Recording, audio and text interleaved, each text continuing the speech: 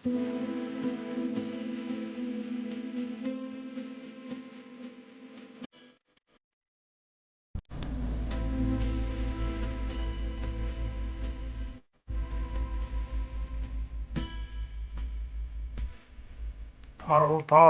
тарихтарын қашайықтал, хас сырын Маңғыстаудың ашайық бар.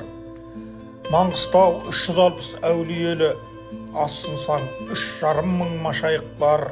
Маңғыстау мұнар көмген мұңды қиян, құтқанам мәңгі қоныс тірлік ұям. Мүк басқан желмі жүген шежіреңді басқаша тәпсірлемек кілзымян.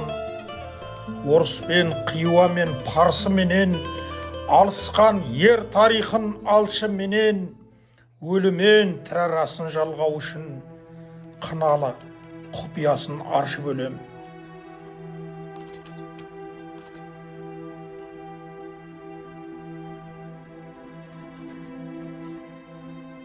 Ей жасаған жаппар жаналла, осы оқылған қасиетті Құран аят салауатты оларды пайғамбарымыз Мұхаммед Мұстафа саллаллаху алейхи вассаламның рухына, сәруар пірдің басшысы Түркістанда Құлғожа Ахмет Яссауи рахматуллайдың рухына, сәруар пірдің соңғы оғланды Атамбек Мырзағұл рахматуллайдың рухына, Маңғыстаудың ойында қырында 360 әулие, 3,5 мың машайық күлі бабалардың, барша дін ішінен үреп еткен пірлердің, ел ішінен үреп еткен ерлердің, ақшейіттердің рухына хасусан.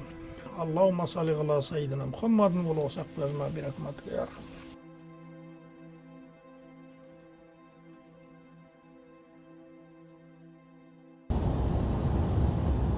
Бір жалған тарихшы, жалған шежіреші, дәлдүріш көптен дүниені былғап жүрген. Сол имансыздардың әрекеті біздің мынау осы шаруаға, осы фильм түсіруге себеп болып отыр. Себебі ақиқатты бір жағына шығармай болмайтын жағдайға жеттік. Біз қалай болғанда да елдің тарихын, шежіресін, әрбір тасын кім көрінген аласуанға, кім көрінген суаяққа ұстатып жібере алмаймыз. Жеменей менен бәлейдің арасына, сосын таз бен адайдың арасына, қосқұлақ мен қосақтың арасына от салып отыр.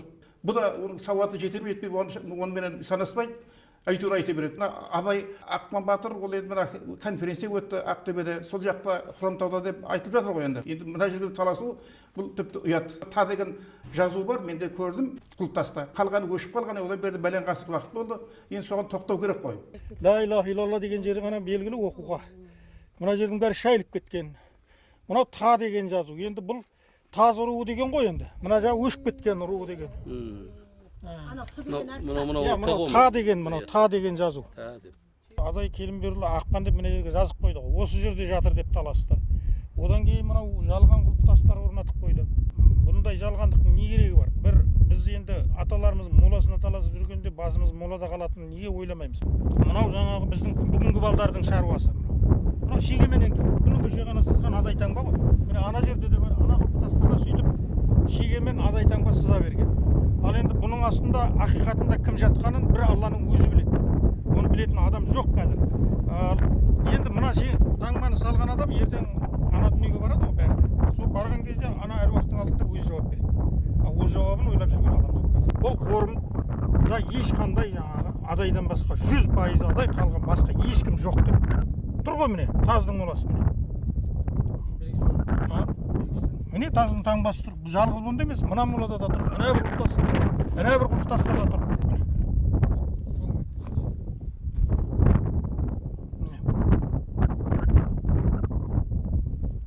Бұған қазір билік бейжай қарап отыр, бірақ біз бейжай қарай алмаймыз. Біз себебі осы отанның алдында, осы тұтас қазақ деген көп жылаған халқымыздың алдында біздің парызымыз бар екен сезінетін адамдармыз.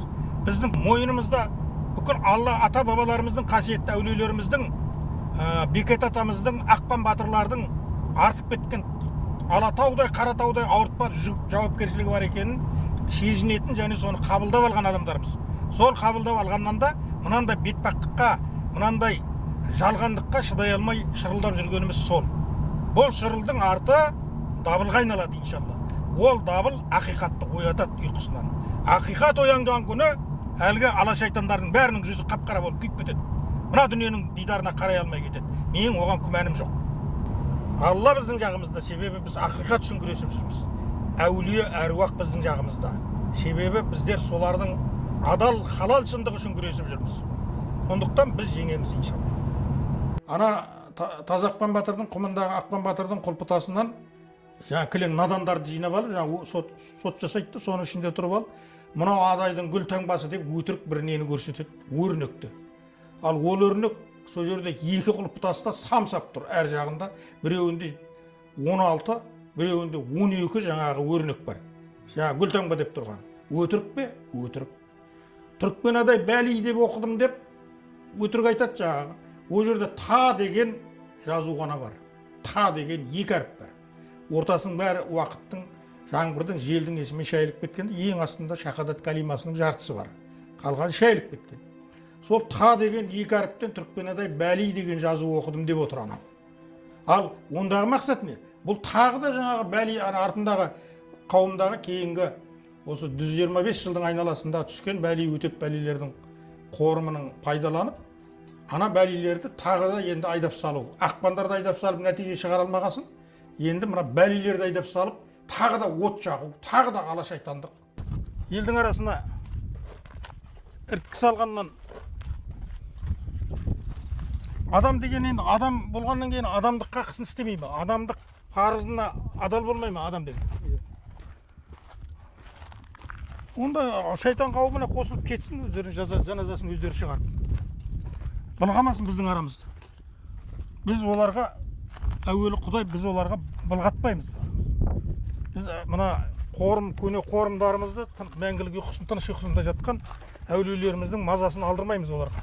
Бәли руының Қосмағамбет деген кісінің бейіті мынау.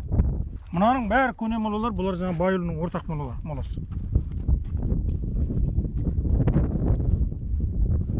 Бұл жерде енді өле қалам десе де, енді біздің адайдың ақпаны қанша болдырғымыз келгенмен адайдың ақпаны бұл жерде жоқ, келген жоқ. Ойға құлаған жоқ. Қайтеміз енді құламағаннан кейін. Біздің қандай кінәміз бар, біздің жазығымыз қанша. Енді олар қонысты бөлген кезде солай таңдалды, солай таңдады. Енді келіп алып біреудің моласына таласу деген не қылған көргенсіздік. Бұның жазасы болады ғой, айналайына сұрауы болады. О дүние емес, бұл дүниеде сұрауы болады. Әруақ ұрады ғой сен тастөбіңнен. Әруақ атқан оңбайды, Құдай ұрған оңалады, әруақ ұрған оңалмайды дейді қазақ. Соны өтірік айтты ма, соны бәрін ойнап айтты. Талай көрдік қой. Неге солысын қорықпайды? Ұрпағынан неге қорықпайды? Өзінің қу қарабасынан қорықпайды, неге қу жалғыз жанынан қорықпайды? Мен соған таңғаламын. Қазір 500 боларсың, 300 боларсың, 1000 болып жүрерсің, біреулерге қоқалаққы жасарсың. Құдайдың алдында жалғыз өзің барсың. Неге соны ойламайсың?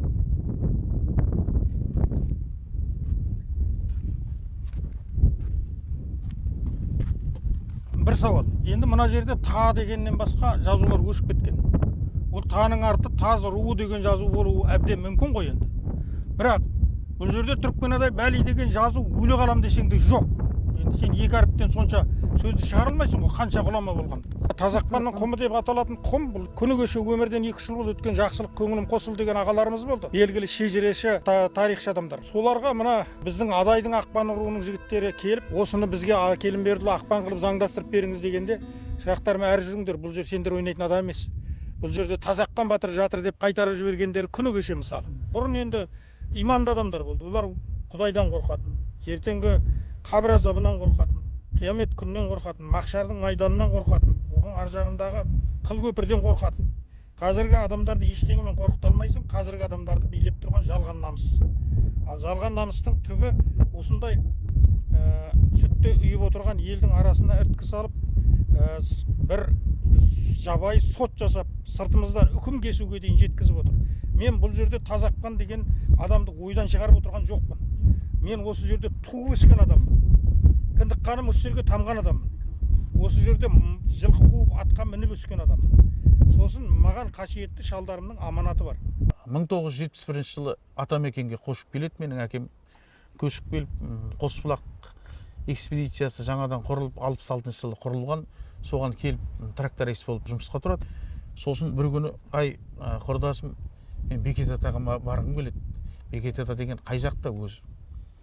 Осыған бір көлік тауып берші дейді. Үкімет қатты. Содан жаңбыршы ұлы жайлы айтады.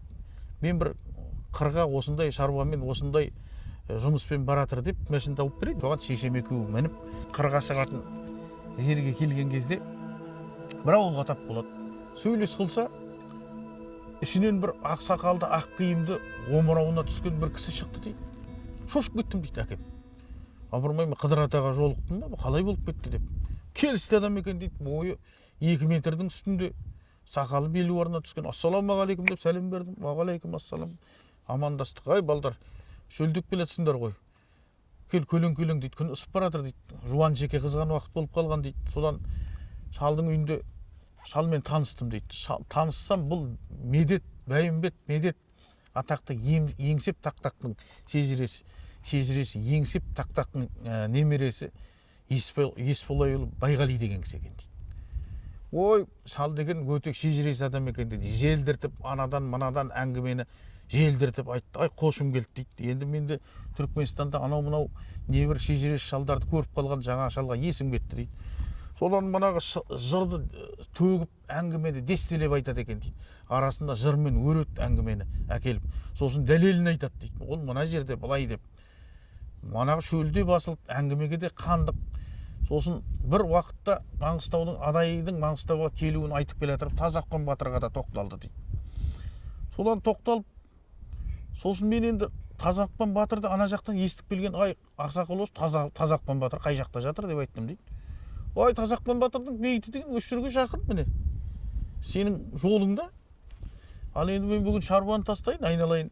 Бекет атама мен де баруым керек еді. Сенімен бірге барайын. Ертең осы ауылға қайтып келе жатыр. Түсесіңдер, осы жерде қонақасыларың дайын тұрады. Жүр деп, содан жаңағы ақсақал кабинаға сыймайды дейді жаңа ұзындығынан. Киіз төсеп жіберіп, екеуміз артына отырдық дейді. Сосын мына құрдасыңның қасында отырасың деп шешемді отырғызып қойды да жол сілтеп отырып, мана Ақпан батырдың бейітін алып барды дейді. Содан көрсетті дейді, айналайын Ақпан батыр деген мынау міне жатқан. Мына шырақ тасы, мынау шырақ жағатын тасы бар екен. Мынау Ақпан батырдың құмы деп айтылады, анау Терең Орпаның құмы деп айтады, мынау Жабай Шұқанның тауы деп айтады, анау Қаратоқа деген су, мына жағы Бекет ата Аққуыс Шөжіктігі былай жалғасады, мынау Көлбай Төрткүл деген, мына жағы Қызыладыр, мынау Бөрібас, мынау Бесбұлақ, Бағда деп тек сал тек кітаптан оқығандай тек тізіп айтты дейді. Міне осы болды деп ертіп апарып көрсетіп Байғали шал. Содан бізбен Бекет атамның басына барып түнімен әңгімесін тыңдадым, жырын тыңдадым. Сосын Тоқабай Құрмаштың ізіне ергенін айтты дейді. Тоқабай Құрмашпен де жолдас болған, жем бойында болған Тоқабай Құрмаш. Және Тоқабай Құрмаштың қасында сардарының көбі Таз руының азаматтары болған. 2011 жылы Себетқали Нұржан дейтін ағамыз біздің үйге келіп отырған кезде осы Тазақпан батырдың басын білесің бе деп сөйтіп, бір жар естігенім бар еді, баяғыда бір Көлбай Төрткүлдің түбінде бір барғаным бар еді деп сөйтеді бұл кісі. Олай болатын болса, мен 72 жылы осылай болды деп бұл оқиғаны айтып берді. Сонда манағы суреттеп айтқанда Себетқали Нұржан ағамыздың да айтқаны екеуі бір нүктенің бойынан шықты. Қай жерде екені. Ал енді қарағым, күндердің күнінде осы елеусіз қалмасын. Осыны қозғап бір басын қарайтатын, түнеге салатын бір жағдайын жасай жүресің деп. Маған Тасқара Қаратайұлы деген ақсақал 1000 кісінің әулиенің тікелей ұрпағы және сол кісінің батасымен қол қасиетінің бәрін ұстап қалған 1000 сан адамға қайыры тиген адам. Ол кісі маған 2 рет аманат қылды. Анау Тазақпанның құмында Ақпан батырдың моласы бар. Бас көз бол. Соның бір итсарымас басына белгі орнатсын, ел ұрпақ білсін кім жатқан. Сол саған аманат мойныңа деп маған 2 рет айтты. Мен оны қалай табам дегенде басында сол құбыла бетіндегі үлкен құлпы тас деді. Соның қасында шырақ тас бар деді. Мен сол бойынша таптым мысалы. Ал ол кісіге аманаттаған Байғали Есболайұлы деген еңсеп тақтақтың немересі, үш соғыстың батыры, кәдімгі әулие сипат адам еді. Ақпан батырды аманат қылған. Мынау Тазақпан батыр деген біздің адайдың батырларынан ешқандай кем еңбек сіңірмеген бұл елге. Ұранға шыққан ер осы әңгімеге ие бол шырағым деп аманаттап кеткен. Осы жерден Сейсем атаға алып келе жатыр екен дейді. Содан бір адайдың белгілі шалдар қарсы жолығып, сіз қайда барасыңдар? Сейсемге бара жатырмыз. Апырмай, Сейсем дегенде бір әрден келе жатқан ұлық әулиет. Ол Ақпанға атын бере қояр деймісің? Осы жер, осы бір пұшпағы Маңғыстаудың ақпан баталып қалсын да осы жерге неге жерлемейсіңдер деп өтініш айтып, осы жерге Тазақпан батырды жерлеген екен дейді. Содан бері қарай бұл жер Тазақпанның бейіті болып аталады. Адай тона Алатау Түркістаннан бері қарай келіп Мұңалжардың үстімен ығыса келген кезде Түмен Балтабасұлының жырында да айтады. Келгенде 60 үйден аз келіпті, ішінде Ақпан деген таз келіпті. Ес болай ере көшкен екі үйген қалғаны қыс кеткен соң жаз келіпті дейді. Міне соның бәрінде біздің Адай мен Таздың бірге жүргендігін, екіншіден тағы да Қашағанға оралып соқсақ, оның ішінде Атамекен дастанында айтады. Ақпан деген батырдың үйінде ететін болды, түйінді деп бастайды ғой. Сонда Түрікменмен соғысқанда бұл Ақпанның бұл Маңғыстаудың жерін босатуға салған еңбегі зор. Ол жерде руды бөліп қарайтын болсақ, Беріш, Есболай, Табылды, Қара, бұлардың да еңбегі зор. Тек біздің Адай босатты деп көкірекке салып, омырауға салудың қажеті жоқ. Әр аруақты шалдардың, әр аруақты әулиенің, аруақты батырдың біз еңбегін көміп кете алмаймыз дейді.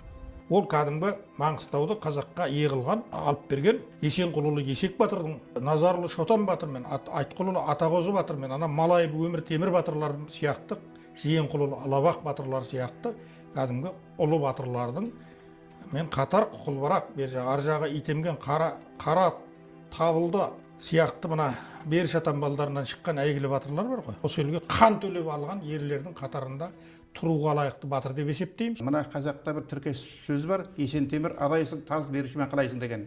Міне бұл да сол 12 байлың ішінде осы 4 ауылдың бір бағытта көшетіндігі, бір-бірінен сонда қамқорлық жасап, бірін кемшілігін бір толтырып, бір-біріне сонда ықыласта болғандығының дәлелі. Адай мен таз өзі емшектес, ертеден бірге өсіп, бірге құландалы болып, одан ағайын болып кеткен. Басқа руларға қарағанда Адай мен таз өте жақын. Адай мен таз Аққоқаз дегендей.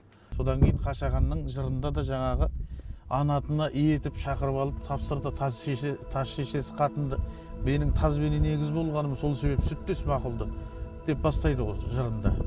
Туған анам ақылды, адам болған тақылды, жан жібетер сөзімен алыстатпаған жақынды, осындай текті ұрпақтан Адайдың түбі тараған деп Қашекеңе алып келетін жырында да айтады. Ол екеуінің бұл кезге дейінгі Қашағанның да жырларында, кешегі Қасбай балдарына шығарған жырларында да, Таз Әбішке шығарған жырларында да бұл Адай мен Таздың өгіндегі күнделікті бір-бірімен араласып, тумалас болып отырғандағын көрсетеді. Таздар бұл келмесе, Шопан атаң басындағы ал жаңа таздар қаяқтан келді.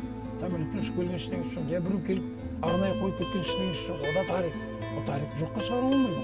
Ол не қылып сол адайлардың арасында таз деген мәселе бұл келсе.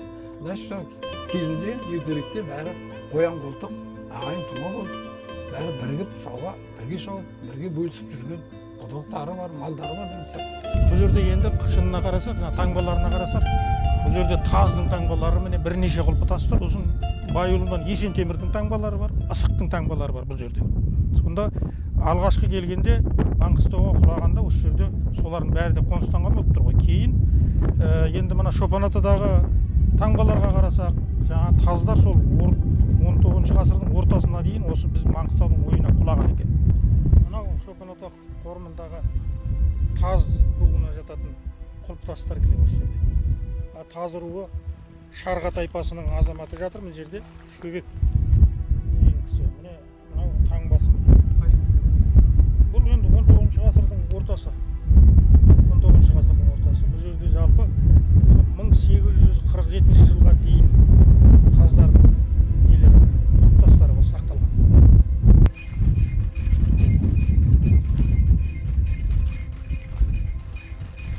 Мынау да міне Таз руының Шарға тайпасының 17 жасында офат болған екен. 1861 жылы. Мынау да Таз руы Шарға тайпасы. Таңбасы. Таздың таңбасы.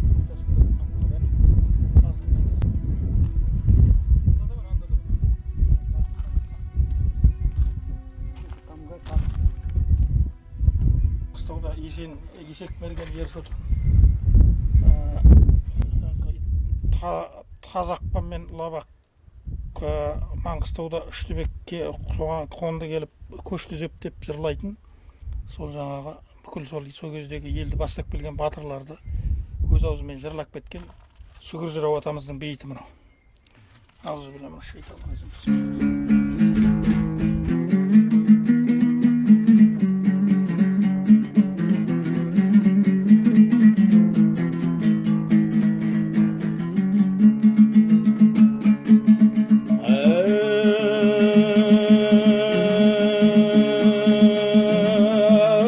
Атыраудың сағасы сол күндері салынған Жәнібек ханның қаласы осылай болып арасы мекенсіз болып тұрағы сондалайдың баласы 70 үй екен шамасы қонысына өкпелеп қарға қарай салады байының баласы ей аласақал алаша бауырым адай кетпе деп артынан қуып барады соңынан қалмай жалынды ей бауырым адай кетпе деп тыңдамады айтқанын бір шығамын шетке деп кейін қара өкшелеп оқ дәрісін текшелеп Есболай шотан ер есек Қазақпан менен қозыбақ ата қозы берді бе қонған жер сондағы Маңғыстаудың Үштібек ата қоныс баяғы Ноғайлыдан қалған жер еді қонысқа қонды үш түзеп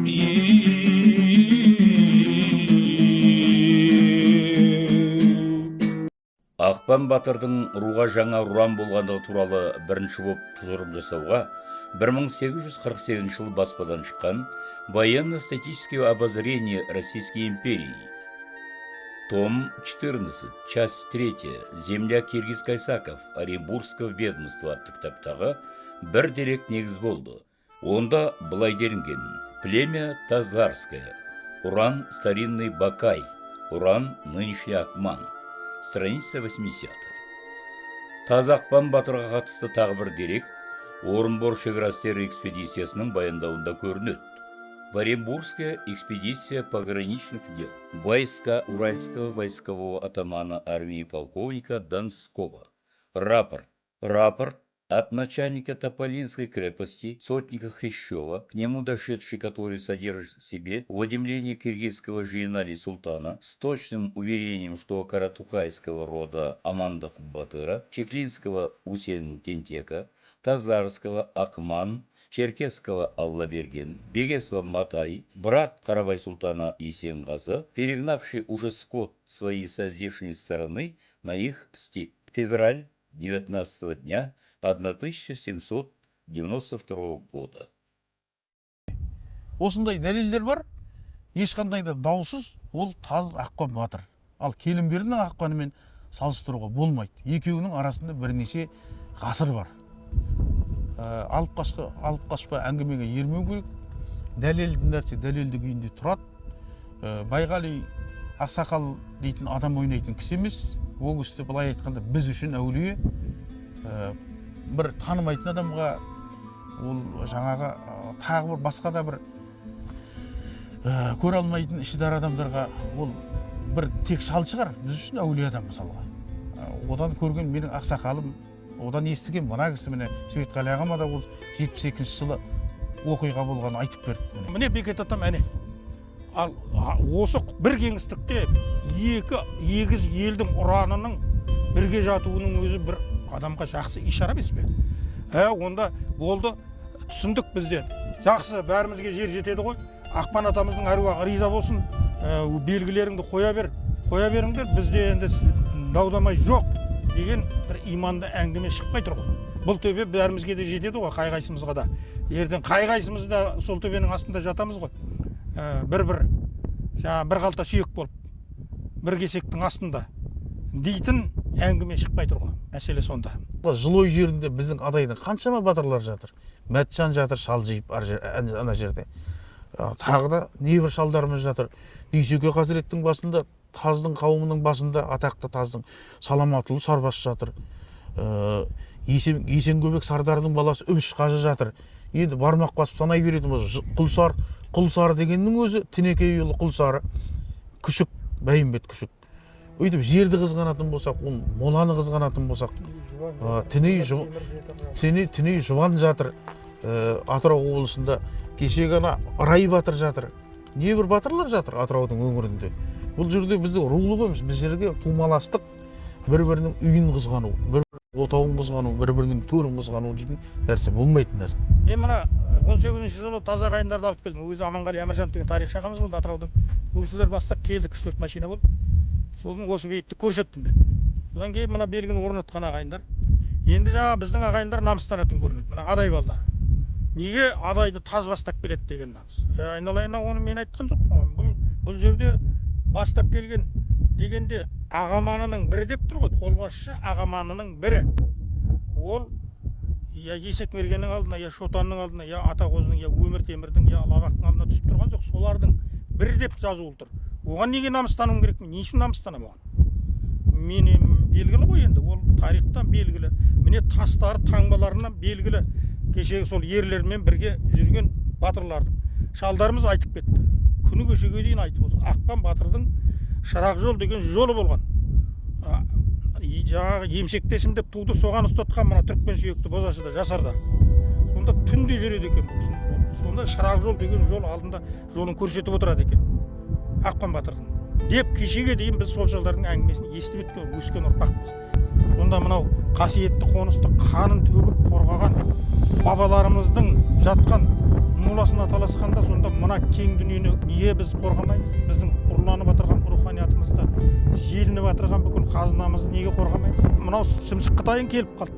Сонда енді үйстіп жүргенде сол енді Қытайға жем болады. Біздің жүрегіміз тұтаспаса, біздің іргемізді кім бекітеді? Біздің жүрегіміз тұтаспаса, ниетіміз қалай бірігеді? Ниет бірікпегеннен кейін бұл елді кім таламайды, кім қорламайды? Біздің мойнымызда тәуелсіздік деген жүк тұр ғой. Айналайына бүкіл қанмен төлеп кеткен, осы бабаларымыз қанмен төлеп кеткен тәуелсіздік деген нәрсе қасиетті тау тұр ғой. Сондықтан мен енді өзімді қорғау үшін емес, ар-намысымды қорғау үшін емес, мен ата-бабамның киесін, қасиетін, сүйегін қорғау үшін заң алдында дер заңның ең бүкіл қуатыменен осыларға қарсы шайқасам. Бұндай жалғандыққа көніп отырсақ, онда біз кім болғанымыз? Мен тірлігімде не пәтуа бар, мен тірлігімде не қасиет қалады? Мен осы уақытқа дейінгі арқалап келген аманатымда, парызымда, қарызымда не қасиет қалады? Онда мен артында келіп өзімнің ұрпағыма не деп кетем ерте? Мен мұндай езбелердің, мұндай құдайдан безгендердің бетпақтығына көніп батпағына батып отырсам, онда менде не қасиет, не кісілік қалады онда? Кешірерсіз, мен бұларға көне алмаймын ешқашан. Бұлардың дегенін болғызбаймын. Әуелі Құдай, әруақ әулие қасымда, иншалла. Ей жасаған жаппар жаналла, біздің мынау күміра бейбақ кейпімізге Алла тағала бір адам реңін бере көр, адам кейпінде қыла көр. Жанымызды қарқыраға келтіріп, ертең жанымызды қаларда адам кейпімен өлуге нәсіп ете көр.